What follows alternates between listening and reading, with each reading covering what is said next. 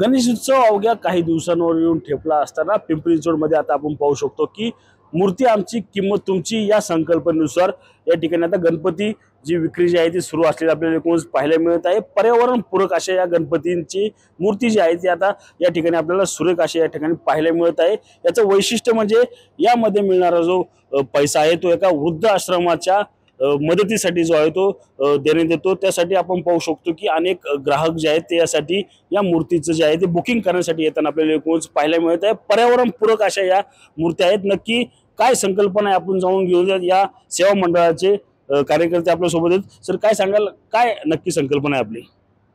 Oasis फर्टिलिटीच्या तज्ञांनी IVF उपचार पद्धतीद्वारे 1 लाखांहून अधिक जोडप्यांना मातृत्व प्राप्तीचा आनंद दिला आहे। मोफत अपॉइंटमेंट बुक करण्यासाठी आजच संपर्क साधा।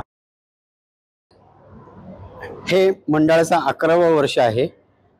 पूर्णपणे निसर्गस्नेही किंवा पर्यावरण स्नेही अशा या गणेश मूर्ती आहेत। याच्यापासून पाणवठे नक्की 100% दूषित होणार नाही अशा या मूर्ती आहेत।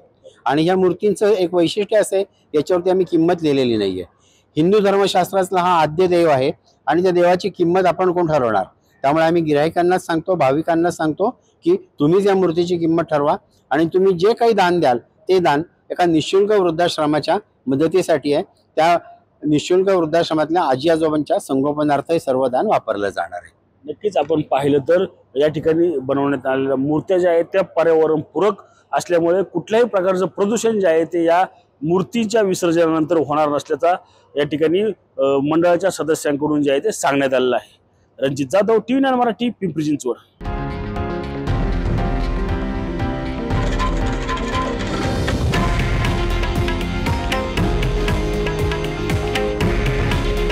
हे आहे देशातील नंबर 1 न्यूज नेटवर्क आणि आपण पाहत आहात TV9 मराठी।